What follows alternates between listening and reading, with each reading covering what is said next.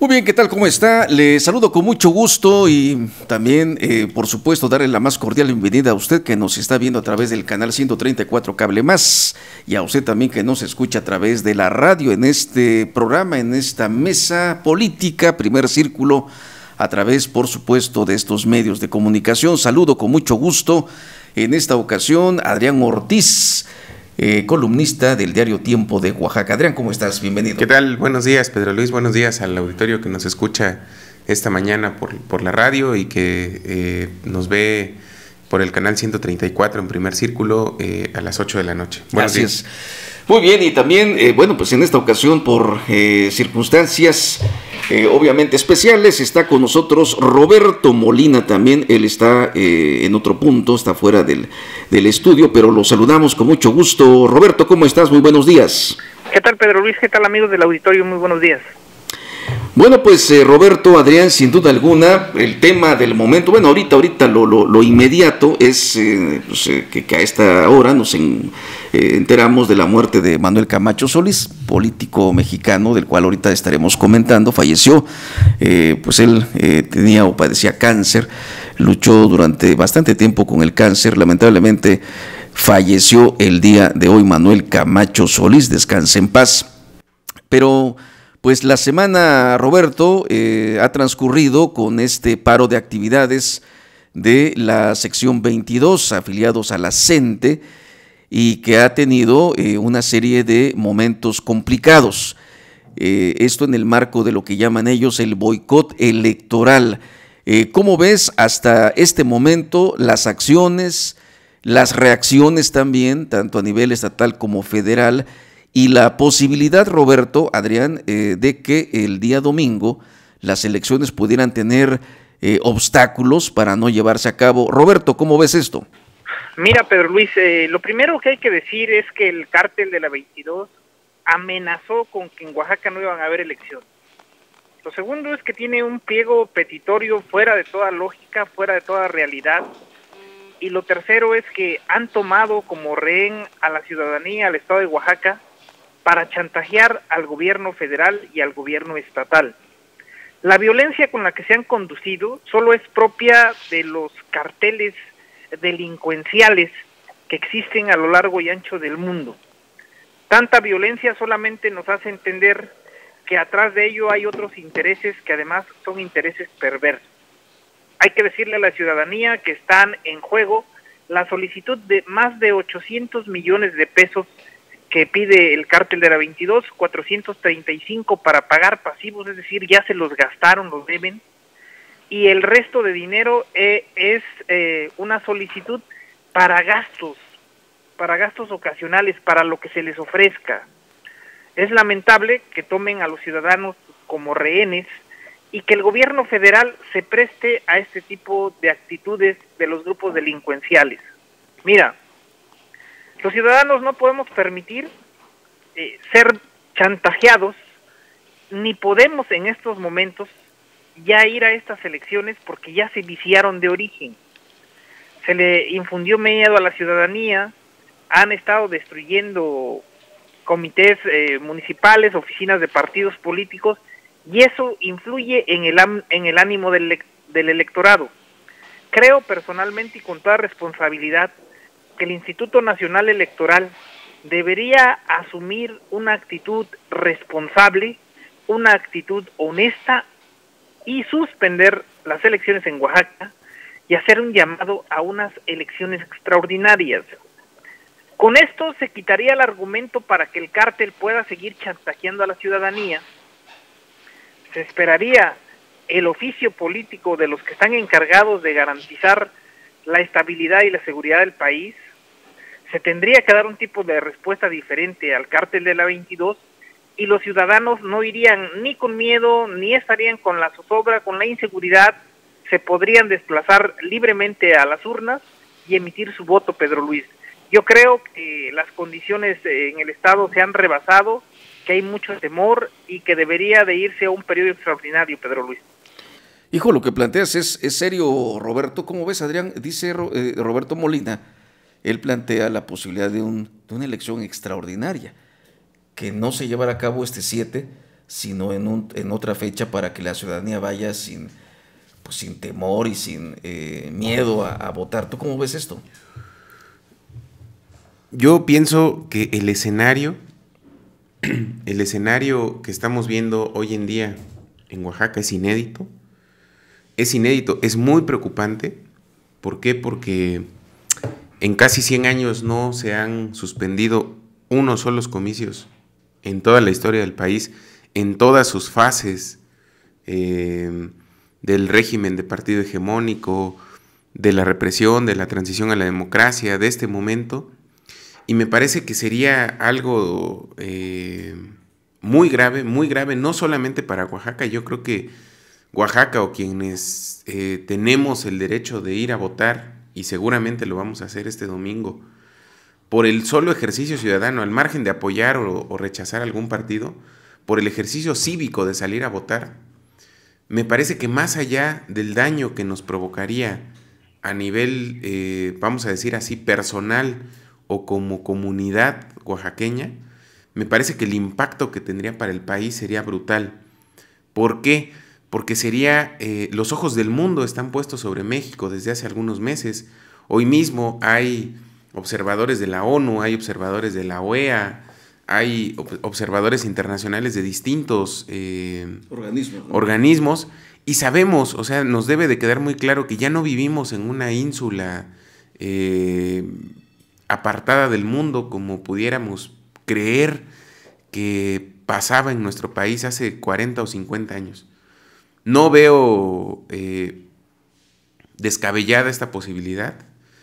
Me parece que todos los análisis que se habían hecho hasta la semana pasada fueron insuficientes, en el sentido de que no había la claridad de cuál iba a ser la magnitud de las acciones que iba a tomar la sección 22, y que son actitudes, estrategias muy claras de lo que yo podría denominar como sabotaje. El sabotaje ya no está hecho como una forma de presión para negociar, ya no está hecho como una forma de tratar de transigir con la autoridad, es una forma de romper el Estado de Derecho y de sabotear, valga la expresión, de interrumpir servicios o cuestiones básicas, estratégicas para la vida pública. Eso es lo que está ocurriendo en Oaxaca, y por esa razón me parece muy grave. Me parece que el Estado mexicano debe tomar las medidas necesarias, no para reprimir a nadie, no para generar más violencia, pero sí para garantizar las condiciones mínimas del Estado de Derecho frente a estos ataques claros, abiertos, del magisterio en contra de la ciudadanía. No es en contra del gobierno. Lo que están haciendo de tener tomada la planta de Pemex no altera únicamente al Estado, no es una pérdida para nadie más que para la ciudadanía, y me parece que a partir de eso y a partir de la necesidad de que haya elecciones como dicen en la definición, elecciones regulares, es decir, en el tiempo y la forma que establece la ley, en ese imperativo tendríamos que estar todos muy concentrados en que pase. El Estado más que nadie, porque finalmente la imagen del país está en juego con eso. Y está en juego con eso por si no pasan, y está en juego también por si pasan a costa de ceder o de terminar de ceder al chantaje de la sección 22. Muy bien, Adrián, Roberto, si nos aguantas una pausa, por favor, porque ¿quién o quiénes podrían estar, o a quiénes interesa este escenario? ¿Quiénes sí podrían ser beneficiados de una suspensión, una eventual suspensión de elecciones, en fin, y de todas estas acciones? Vamos a una muy breve pausa. Estamos en Primer Círculo, vía telefónica está Roberto Molina, aquí en el estudio Adrián Ortiz. Regresamos.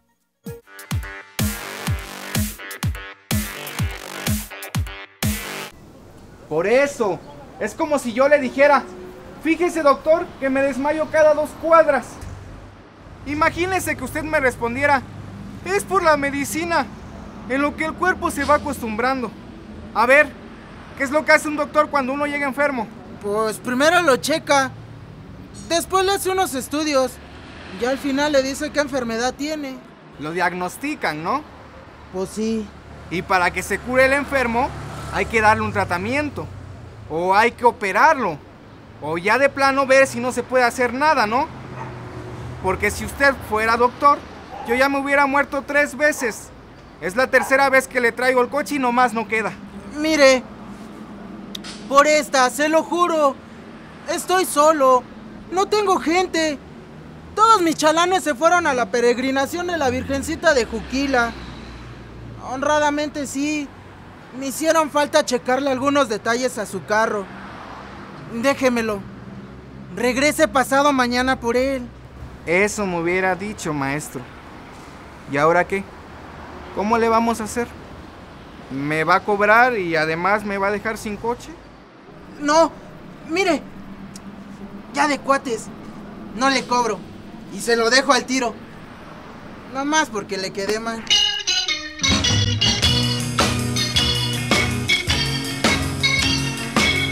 Vámonos poniendo de acuerdo. Tú puedes construir ambientes de paz.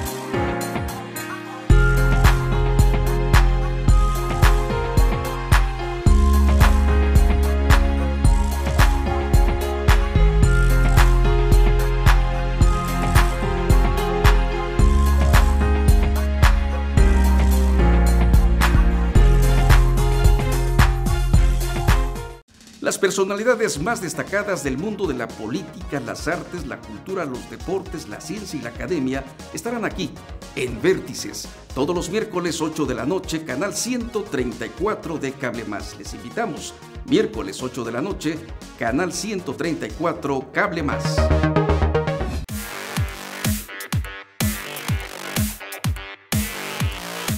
Seguimos en Primer Círculo, seguimos en este programa, por supuesto, y vaya, un programa previo también a las elecciones. Comentábamos, Roberto Molina, ¿quién sale beneficiado? ¿Quién se podría beneficiar? ¿Quién podría estar, digamos, detrás de todo esto? Porque no es una acción gratuita, ya lo decía Adrián, él lo planteaba desde el punto de vista de sabotaje. Sabemos que hay algunos avances, Roberto, Adrián, en gobernación con los maestros, pero dicen, a pesar de esto, nosotros seguimos en la idea de no permitir las elecciones. Roberto, ¿tú qué ves en esto?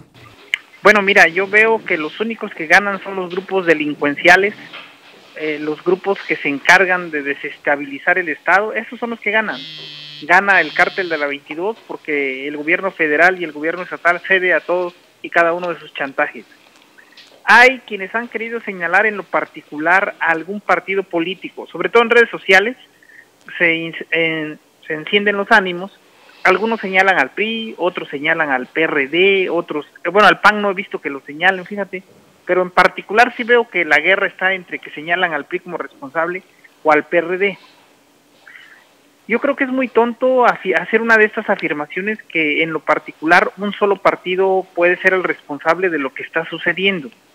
Sobre todo porque hay que recordar que los grandes partidos políticos y también los pequeños son cómplices de la forma en la que se ha venido cogobernando con el presidente de la República. Tenemos el antecedente muy cercano que todos recordamos que se llama el Pacto por México, que nos habla del nivel de complicidades que existe entre los partidos políticos y la presidencia de la República. Luego, entonces, este conflicto es responsabilidad también de todos los partidos políticos, no hay nadie en lo particular.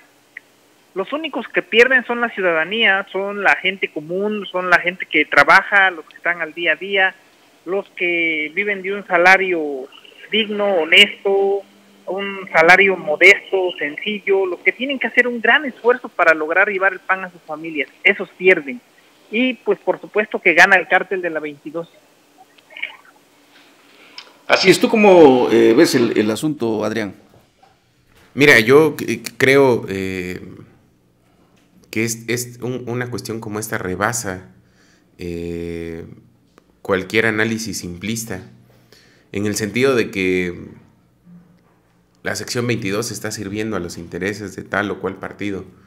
Me parece, siempre tratamos de buscar, y es como parte de nuestra tradición política, que tratemos de buscar de todo lo que pasa un responsable en los partidos. Me parece que en alguna medida y en algunos conflictos sí lo puede haber, sí la referencia puede ser muy, muy, muy clara sobre quién gana y quién pierde en una fuerza política. Y sin embargo me parece que en este asunto hay más que quién gana y quién pierde. A mí lo que me llama la atención es ese nivel de descontrol que tiene el Estado sobre las cosas que pasan. A lo mejor pudiéramos pensar que es una exageración lo que voy a decir, pero hoy parece que verdaderamente al Estado se le está yendo el país de las manos.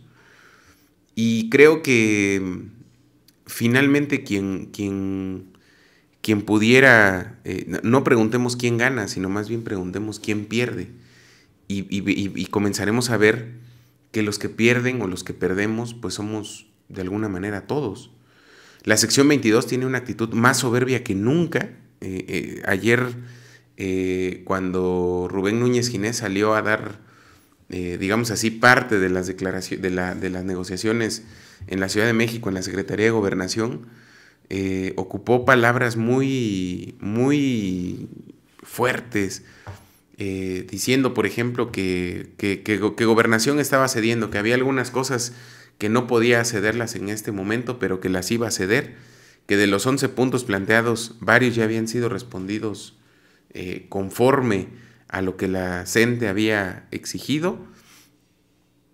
Y me parece que en una entrevista de Milenio le pregunta el reportero que ellos qué ofrecieron a cambio de las concesiones que hace Gobernación, y Núñez Ginés muy enfáticamente contesta, dice: nosotros no venimos a ofrecer nada, nosotros no venimos a dar nada, nosotros venimos a revisar lo que nos va a dar el gobierno.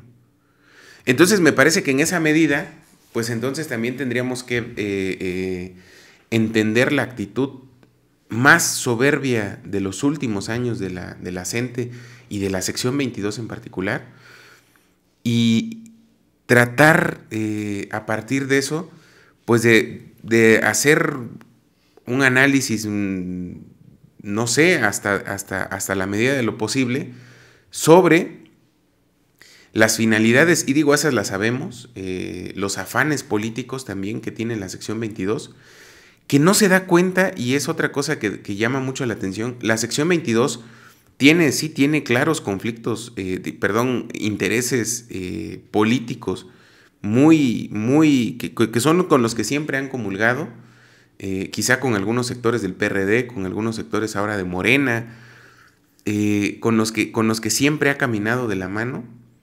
Pero lo que no se da cuenta la sección 22, y es uno de los puntos muy importantes, es que ellos no se están dando cuenta que en su afán de arrinconar al gobierno de Peña Nieto, que ya lo lograron de una manera muy eficaz, traen otro tema ahí, que es que están rompiendo el tejido, digamos así, institucional, a un nivel que no tiene reparación. Es decir, en las definiciones teóricas dicen que hay quien lucha por el poder y hay quien lucha contra el poder. Dicen quien lucha por el poder lo hace dentro de las instituciones, dentro del juego democrático, a través de las vías electorales, en los partidos políticos, dentro de los cauces que da la propia ley. Quien lucha contra el poder, lo que está tratando de hacer, que es lo que generalmente hacen los movimientos armados, es destruir al régimen, a las bases institucionales actuales, para crear otra. Ellos, la sección 22 parece que no tiene claro qué cosa es lo que está haciendo, o sea, a dónde quiere llegar. Y sus acciones como las que mencioné hace un momento del sabotaje que están realizando, son acciones que rompen, que lo que buscan es romper esas bases. Entonces, ellos no sé si lo tengan claro, no sé si tienen claro cuál es el límite, y no sé si tienen claro también hasta qué punto pueden estar rompiendo las bases sobre las que ellos mismos pretenden caminar en algún momento. Así es, y Roberto, también lo grave del asunto es lo que pudo haber sucedido ayer en la planta de Pemex, un choque, una confrontación entre pues oaxaqueños, ¿no? Transportistas contra maestros, Roberto. Parece que se fue la señal con Roberto Molina. Se fue la señal, ahorita la vamos a recuperar, pero creo que también es una consecuencia que pudo haber sido grave, Adrián, el que ahora ya este asunto se traslade a otros ámbitos, ¿no? Y llegue a darse, esperemos que no, y qué bueno que actuaron con mesura los transportistas, un choque ya entre los propios ciudadanos, ¿no? Fíjate que alguien me lo decía el día de ayer, un poco tratando de explicar lo que podía pasar, porque se plantaron a los alrededores los transportistas valga la expresión, del cerco que tiene, cercaron el cerco, y después de algunos minutos de tensión, los mismos transportistas decidieron hacerse a un lado y dicen algunas versiones periodísticas que dialogar. ¿Quién sabe si lo hicieron? ¿Quién sabe qué arreglo, si lo hicieron? ¿Cuál habrá sido el arreglo? Pero alguien me lo trataba de explicar de una forma muy sencilla. Me dijo, mira, si se regresaron los transportistas es porque todavía tienen gasolina. O sea, es porque todavía tienen medios para reabastecerse. ¿Por qué? Porque a las afueras del estado todavía hay muchas estaciones de servicio. Vamos hablando quizá de Jutla, quizá hablando de poblaciones cercanas, sí, que digo cercanas entre comillas, ¿no? A 1 hora de distancia quizá. Y dicen ellos, y todavía hay forma de que se abastezcan. En el momento en que se les acabe, va a ser otra historia, ¿no? Este día viernes, ojalá que todas esas previsiones fatalistas fracasen, porque nadie quiere ver violencia, nadie quiere ver enfrentamientos entre la propia ciudadanía, pero mientras más pasan los días, la irritación ciudadana está llegando a un nivel mayor. Y tomemos en cuenta una cosa: cuando se han peleado entre los transportistas, y digo, tenemos referencias que han habido hasta muertos en Avenida Universidad, en otros enfrentamientos, cuando por ejemplo se han enfrentado los camioneros de la CTM contra los de Sindicato Libertad, o cuando se han enfrentado con la CNP, y entre ellos son muy violentos, es decir, tampoco es un juego de niños. Y algo que es muy trágico, que a mí no me deja de doler, es que los oaxaqueños pareciera que estamos en esa vía de ir a enfrentarnos entre nosotros, porque cada día que pasa nos queda más claro que nadie va a venir a ayudarnos. Sí, parece que estamos solos. Parece, ¿no?, que nadie va a venir a decir, a ver, esta es la autoridad, aquí es el orden es este, y sobre ti, minoría, voy a salvaguardar el derecho de la mayoría. A los oaxaqueños cada día nos queda más la desesperanza de que eso no va a pasar. Ojalá que pase, ojalá que yo esté equivocado, pero pareciera, ese es el sentimiento que hay entre mucha gente. Decir, bueno, pues, ¿qué va a pasar? Pues terminar enfrentándonos nosotros, matándonos como si no fuéramos gente civilizada, porque nadie va a venir a poner el orden que debiera marcar la ley. Y aplicar la ley, exactamente. Vamos a una breve pausa, estamos en Primer Círculo y bueno, seguimos por supuesto transmitiendo para usted a través de la radio y la televisión. Regresamos.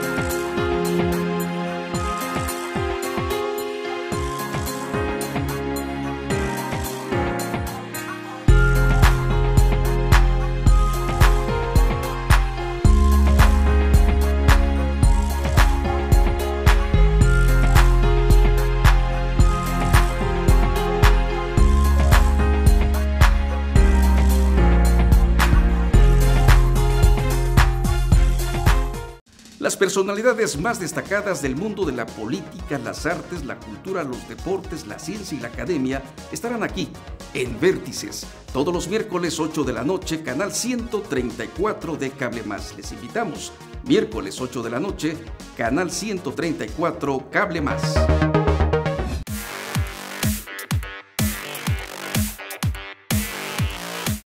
Seguimos en este programa y bueno, les saludamos con mucho gusto. Seguimos, Adrián, seguimos en esta mañana y en esta noche también, el programa también a través de Cable Más. Nos están hablando de Jutla, dice, justo anoche se terminó la gasolina en el Jutla de Crespo. Nos dicen que eran pues ya de las últimas gasolineras que estaban activas en el Valle Central. Así que, por lo que decías, pues sí, Adrián, ya se acabó la gasolina, al menos en Ejutla. Otro mensaje dice, tiene mucha razón el amigo Roberto Molina, la ciudadanía no le va a quedar otra más que defendernos por nuestras propias manos, y eso pues será responsabilidad del gobierno, que no hace nada por pues estos actos de vandalismo que hace la sección 22. Los destrozos, dice, que se realizan. Bueno, también otro mensaje dice que pues Gabino renuncia si no puede gobernar, que salga a dar la cara o va a querer dar explicaciones cuando ya haya muertos. Esta es otra de las expresiones que no solamente se dan en este tipo de mensajes, Adrián, sino en redes sociales. Han estado precisamente pues dando la nota, la petición de que bueno, ya alguna autoridad se haga cargo. Mira, voy a comentar lo que está diciendo, lo que dijo hace unos instantes el titular del Instituto Nacional Electoral, claro, el señor Córdoba. Está diciendo que el consejero presidente del INE, Lorenzo Córdoba, reconoció un retraso considerable en la entrega de paquetes electorales y que solo el 40% de la paquetería se había distribuido. Por ello afirmó, si no hay condiciones, no se van a instalar casillas en Oaxaca. Dice, peligra, dice, en nuestra entidad la realización de la contienda electoral. Esto ya es la interpretación que da el medio de comunicación, no es lo que dijo el titular del INE. Entonces, el titular del INE dice que este instituto está en términos de la operación listo para instalar la totalidad de las casillas. Sin embargo, insistió que si no hay condiciones de seguridad y orden, podrían no instalarse las casillas en Oaxaca y en consecuencia, Adrián, claro, pues no habría elecciones el próximo domingo. Claro. ¿No? Yo creo que hay que verlo con mucha responsabilidad para no generar también pues más temor del que quizá ya existe en la ciudadanía. Esto es la apreciación, digamos, en este momento del titular del INE a nivel nacional. Y me parece que las condiciones, al menos el gobierno del estado lo ha dicho, el mismo ejecutivo, de que sí, pues habrán condiciones para el domingo, ¿no? Pues ojalá que las haya. Yo pienso que no pensar de otra manera sería ser agoreros y de alguna forma estar dándole la razón a la sección 22.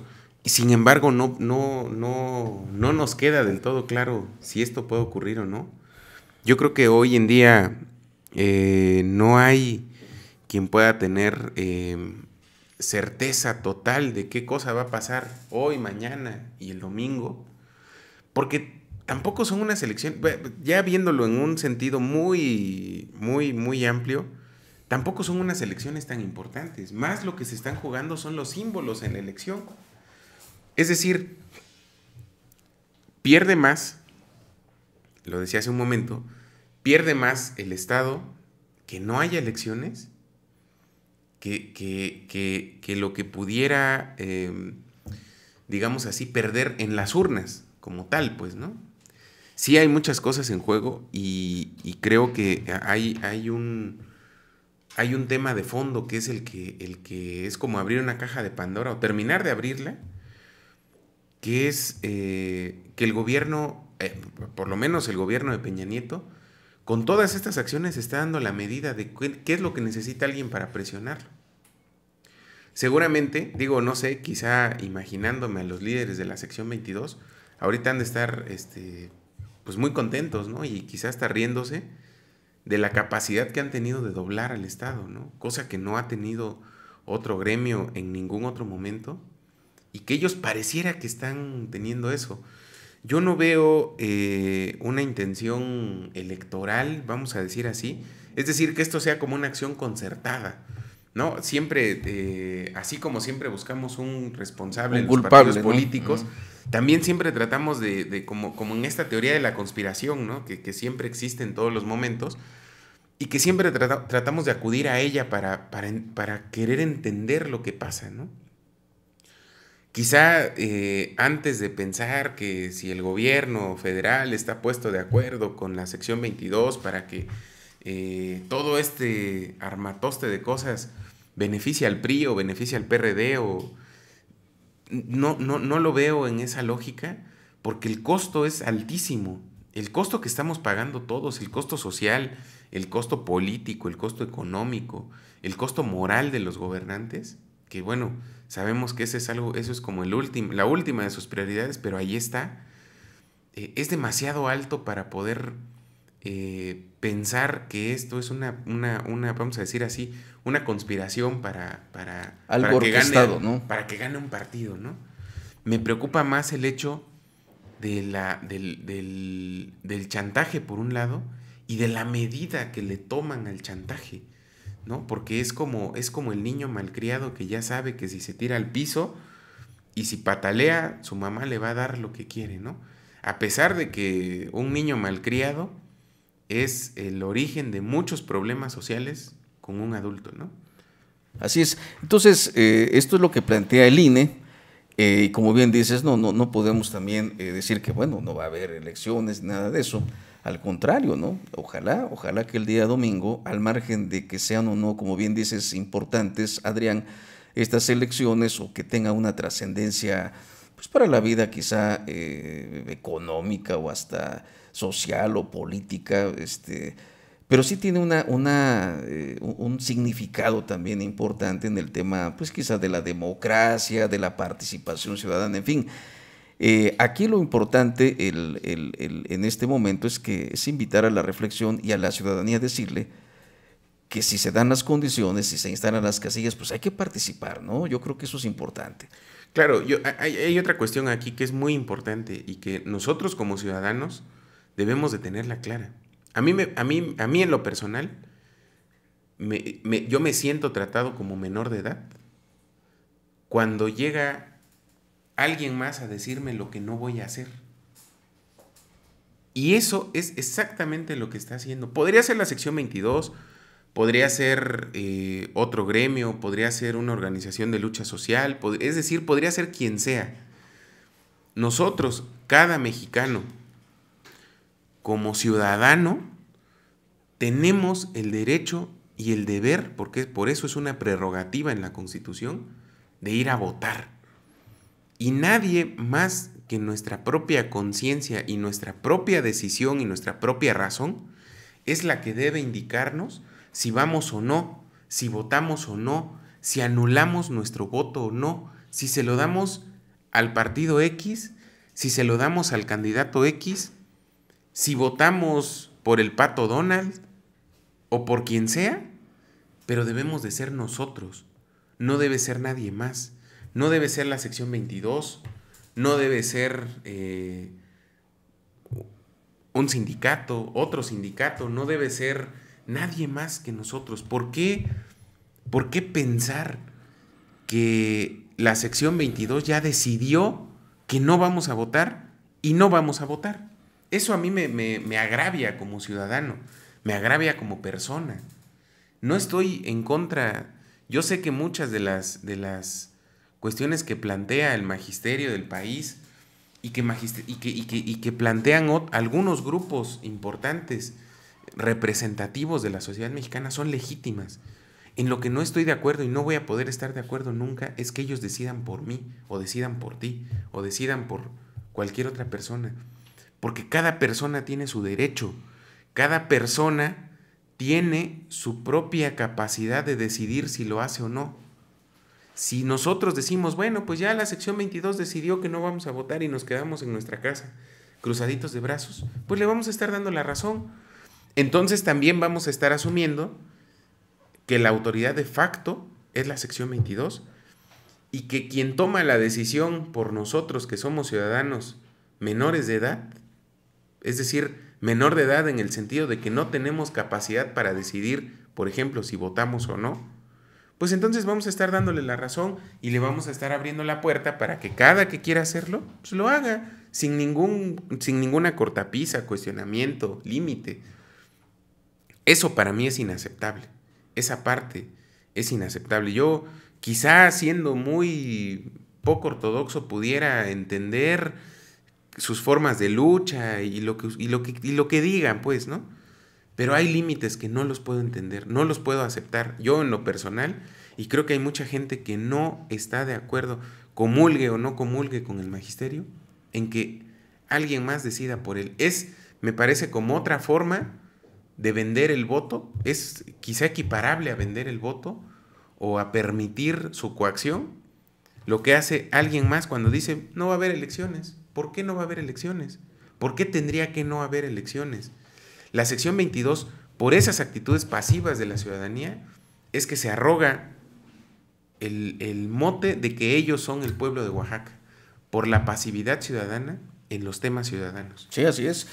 Vamos a una pausa, Adrián. Tenemos varios mensajes del auditorio que tienen que ver precisamente con esto que estás comentando. Vamos a una breve pausa. Volvemos aquí en Primer Círculo.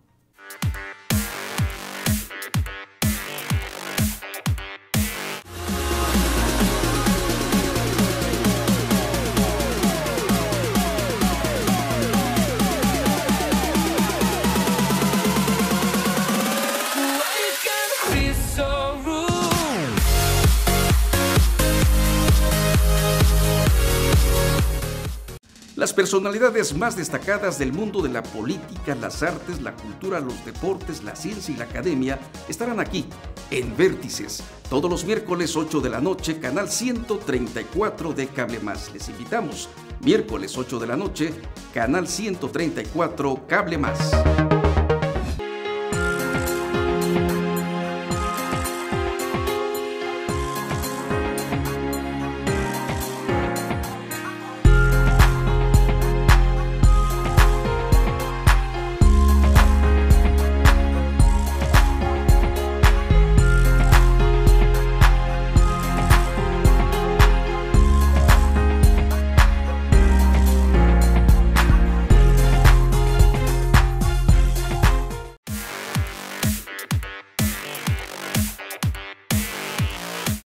Muy bien, seguimos en este programa Primer Círculo y agradecemos también sus mensajes. Dice también, por supuesto, esta sí es mesa, no cuando están, dice Pedro Luis, esta sí es mesa, no cuando están los grillos, no, son amigos los que vienen también y por supuesto estarán viniendo diferentes compañeros también, amigos, para dar su opinión aquí en esta mesa que es por supuesto, abierta para todos. Dice este mensaje, me parece interesante este mensaje, Adrián. A ver. Dice, la urgencia de votar es de los partidos, no del pueblo. El pueblo, ¿qué gana? Quien se enriquece, dice, son los que tienen más. Nosotros seguimos en la miseria, ¿o usted qué opina? Dice este mensaje. Los padres, este es otro, dice, los padres de familia somos también Oaxaca y somos los únicos que podemos ponerle un alto a los abusos de los maestros de la sección 22.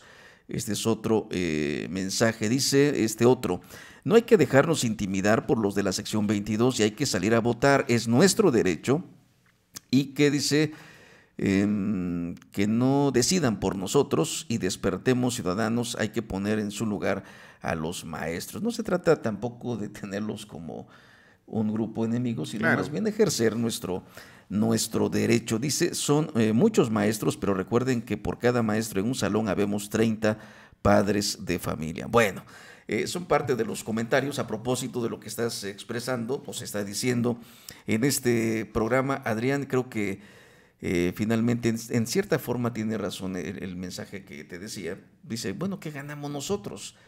Este interés, pero de los partidos, de los políticos. ¿Tú cómo ves esto? ¿Realmente es un interés meramente político, partidista, o involucra al ciudadano, porque también hemos visto estas campañas, Adrián, y hemos visto todo menos una participación de los ciudadanos, a los ciudadanos involucrados en este proceso. Hemos visto una ausencia de ciudadanos y hemos visto unas campañas, hay que decirlo, Claro. muy desangeladas, muy frías, sin la participación del ciudadano oaxaqueño, ¿no? Fíjate que yo le pediría a la persona que envió este mensaje que no lo vea desde el sentido en el que lo está viendo. Yo estoy de acuerdo en mucho de lo que dice, ¿no? Que como lo dice la propia sección 22, y voy a tomar sus palabras en su contra, o sea, en contra de la sección 22, dice la farsa electoral. Dicen que no es un proceso, sino que es una farsa electoral. Pero la farsa electoral se hace también de la no participación. Y yo no estoy hablando de que vayamos a votar necesariamente por un partido. Yo estoy hablando, y hay una diferencia grande, en mantener a salvo mi derecho como ciudadano, o el derecho de él, o el derecho de quien sea, a decidir yo si participo o no participo. Por eso dije hace un momento, cada ciudadano debe ser libre, responsable y de acuerdo a su criterio, a su razón, a su albedrío, decidir si va o no, si vota o no, si vota por un partido o por otro, si vota por el Pato Donald, si vota por Broso, si vota por quien quiera, por ti o por mí, da lo mismo. Por Javier o ¿Por qué Valentín. alguien más va a decidir por mí si voy o no voy? A eso es a lo que yo me refiero. Sí, yo coincido en que seguramente tiene mucho que ver esta cuestión de que el sistema político está hecho para que alguien gane, así gane con 3 votos. Me queda claro que esa es una desviación de nuestra democracia que no ha podido evolucionar para poder tener mayorías legitimadas. En otros países del mundo hay que voltear a ver otros sistemas democráticos donde existen, por ejemplo, las segundas vueltas que eliminan la falta de legitimidad de los candidatos. Tiene que ganar el que gane con 50% más 1. Si nadie gana, viene una segunda vuelta entre el primero y el segundo lugar de esa primera votación e irremediablemente alguien va a ganar con la mayoría. Aquí nuestro sistema político en ciernes no se ha abierto a una posibilidad de esas, lo han discutido en algunos momentos, pero esa sería otra cosa, esa sería una segunda fase de lo que yo estoy diciendo. Lo que yo estoy diciendo es que ¿por qué alguien más voy a decidir si quiero o no ir? ¿Por qué alguien más? ¿Por qué un gremio? ¿Por qué un conjunto de personas que no me han preguntado, con las que yo no me identifico, con las que no tengo identidad ni política ni social de ningún tipo? ¿Por qué van a decidir por mí? ¿Que yo soy un menor de edad? ¿O la persona que nos escribe? ¿O tú? No, somos ciudadanos con los mismos derechos, con las mismas prerrogativas políticas para votar y ser votados. Y esa es la parte que a mí me agravia. Que alguien más venga a decidir por mí o quiera decidir por mí o por ti o por quien sea o por los más de 2 millones de ciudadanos y ciudadanas que hay en este estado. ¿Qué tenemos que hacer? Esa es la parte que a mí que yo invitaría a toda la ciudadanía, a todos los que nos están escuchando, a que a partir de esa reflexión decidan si van o no, pero que sean ellos, no que sea la sección 22, no que sea un gremio, no que sea un grupo de lucha social, no puede ser ni el mismo gobierno. ¿Por qué? Porque votar y ser votado es una garantía que nos da la Constitución, la Carta Fundamental, la carta base de nuestra organización social y política. Entonces, en esa medida, pues yo no sería tan fatalista ni tan simplista en el sentido de decir pues que realmente ir a votar es parte del sistema y que por ende está bien no ir a votar. Probablemente sea parte de lo que podamos decidir. Lo que no está bien es que otro decida por nosotros. Así es, fíjate que te mandan un mensaje. Dice, dile a Adrián que en el México de hoy la única gremial, dice, o el único gremio que se jacta de tener una excelente organización metodológica en tácticas de lucha para la obtención, llámese más que logros sindicales, beneficios adicionales al sueldo que devenga, es el magisterio. No hay otra en el país que ostente hasta hoy, dice su organización. Es más, ni el mismo gobierno federal ha podido hasta hoy descifrar esta mañana, ya no se diga política, sino esto es más de estructura del cómo están organizados hacia su interior. Mensaje directo por lo que estás comentando. Claro. Fíjate que hay otra cuestión ahí que vale mucho la pena reflexionar. A propósito de lo que dice, porque yo coincido en lo que dice plenamente, me queda claro que no hay una organización mejor hecha en el país, quizá hoy en día, viéndolo por sus resultados, que la propia sección 22. Y fíjate, Pedro Luis, qué curioso es este asunto. A partir de la reforma educativa federal, el sindicato perdió toda injerencia en el proceso de nombramiento, permanencia, remoción, promoción de los trabajadores de la educación. Y la sección 22 lo sigue haciendo, o sea, le sigue vendiendo esa idea a sus agremiados y se lo ha hecho tan bien y los tiene tan politizados, tan convencidos de esa cuestión, que ellos, voy a ocupar un término a lo mejor medio enredado, que sus agremiados no saben que no saben. Es decir, no saben, no tienen claro que no saben que ya no dependen del sindicato. Y que por esa razón, pues ellos tendrían no ponerse en contra de la sección 22. Yo no hablo de eso, pues, ¿no? Y a lo mejor hasta le estoy dando la razón a la sección 22, porque entonces lo que diría la sección 22 es, sí, yo los tengo porque quieren, no porque yo los obligue.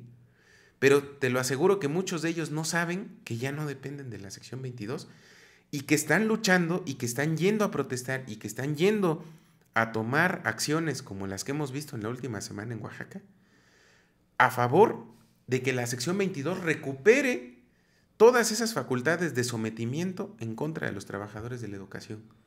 La sección 22 como estructura política es por lo que ha luchado. No quieren evaluación. ¿Por qué? Porque lo que quieren es ellos seguir teniendo el control político y sindical de la estabilidad laboral de los trabajadores de la educación. Entonces, ya lo habían perdido. Eso es algo de lo que más me llama la atención y que me hace coincidir completamente con lo que dice el comentario. Sí es cierto, tienen una organización tan bien hecha, tan eficaz, tan aceitada, tan efectiva, tan disciplinada, que no se les ha ido uno solo de sus agremiados, a pesar de que en la ley ellos ya no tienen el control de sus agremiados. Aquí en Oaxaca, por las canonjías que el gobierno del estado le ha dado a la CENTE, por el maridaje que tienen entre el régimen y el sindicato, se puede entender. Pero a nivel federal, a nivel global, ya no lo tienen. Ya no lo tienen. Se supone que está desmantelado todo ese andamiaje que permitía al sindicato ser juez y parte. Y la lucha en gran medida de la sección 22, de la CENTE, no de la sección 22, de la CENTE, hoy en día, tiene que ver con eso justamente, con la recuperación. Ellos están yendo de atrás hacia adelante a recuperar lo que ya habían perdido y ya casi lo logran, ¿eh?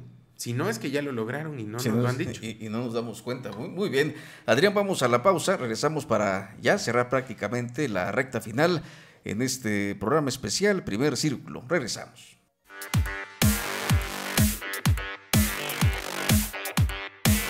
Las personalidades más destacadas del mundo de la política, las artes, la cultura, los deportes, la ciencia y la academia estarán aquí en Vértices, todos los miércoles 8 de la noche, canal 134 de Cable Más. Les invitamos, miércoles 8 de la noche, canal 134 Cable Más.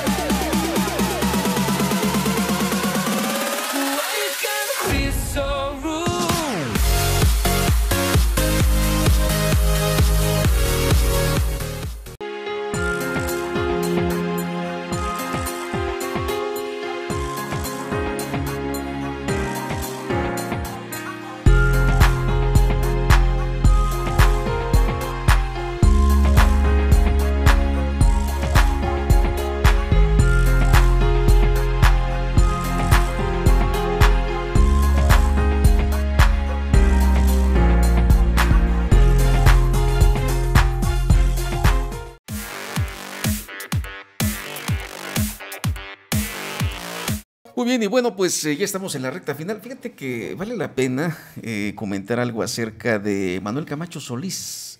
Adrián, a propósito de su muerte, cuando iniciábamos este espacio, comentábamos acerca de la muerte.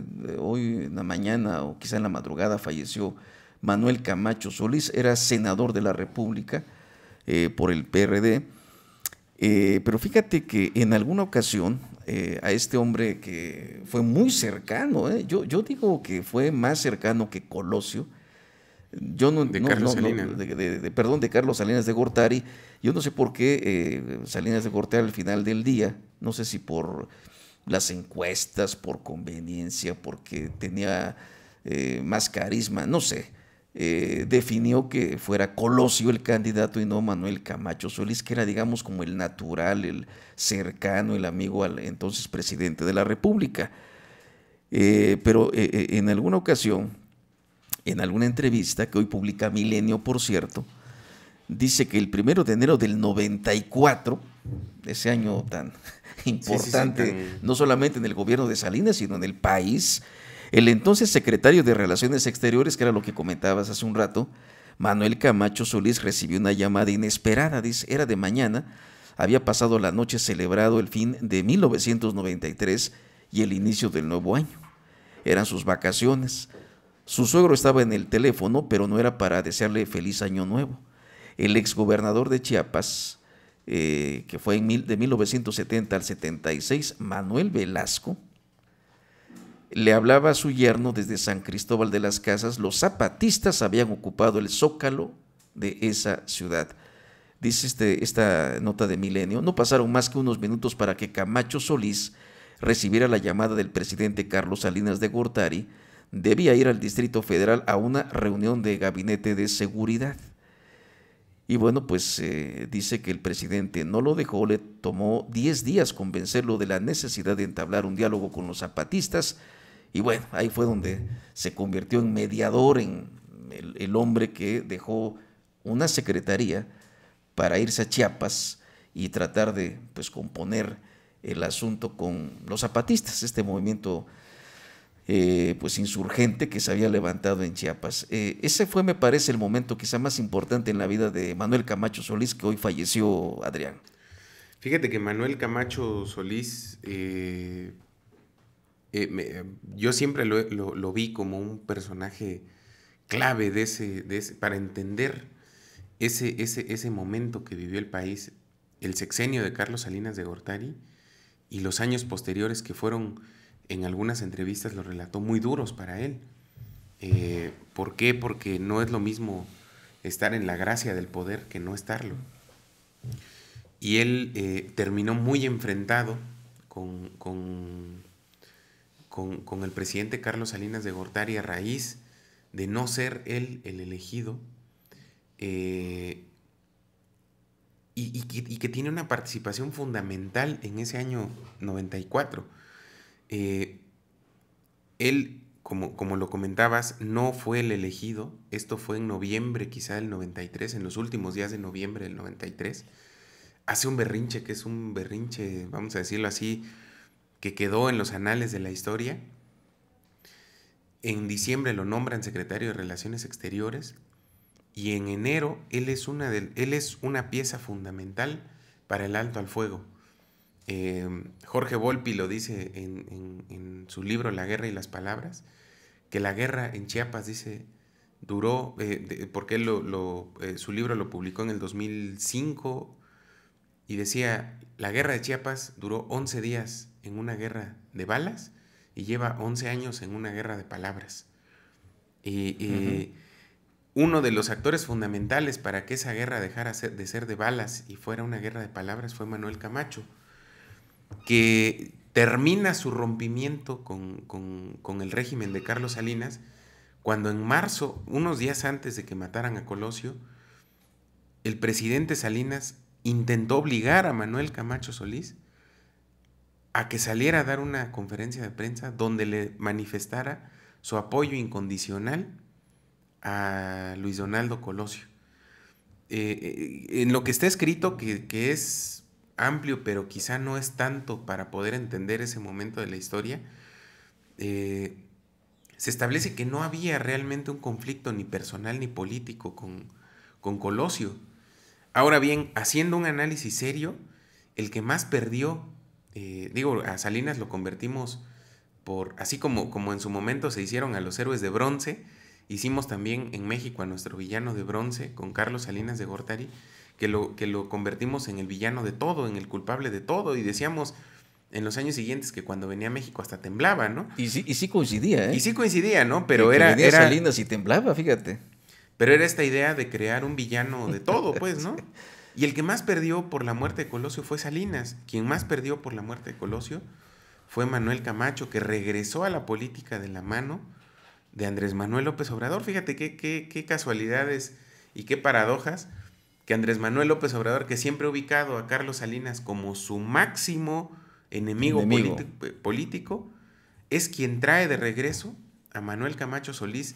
Justamente en el 2006 lo incluye en la lista de diputados federales plurinominales, que fue en la 60 legislatura, quizás, 59-60, de 2006 a 2009, y es cuando lo revive a la vida política. Recordemos que en el año 2000 Manuel Camacho Solís fue candidato presidencial por un partido que ahorita no me acuerdo el nombre, que desapareció, perdió el registro en ese mismo año 2000, y de ahí vuelve a desaparecer, siempre ya con problemas de salud, con afecciones de distintos tipos, emocionales, personales, familiares. Y reaparece en esto, en la política, en el 2006. No es cierto, me estoy equivocando, fue de 2003 a 2006 cuando reaparece, porque él fue uno de los que intentó galvanizar la candidatura presidencial de Andrés Manuel López Obrador por el PRD cuando era jefe de gobierno, y de ahí tuvo una participación importante, y una participación me parece que respetable dentro de la vida política, por haber sido uno de los últimos personajes que sí verdaderamente hizo política, no desde la comodidad de un escritorio, sino desde trincheras tan importantes y tan diversas en la vida política del país, como lo fue siendo mediador en el conflicto de Chiapas, siendo jefe del departamento del Distrito Federal, que era como se denominaba en ese tiempo. Regente, ¿no?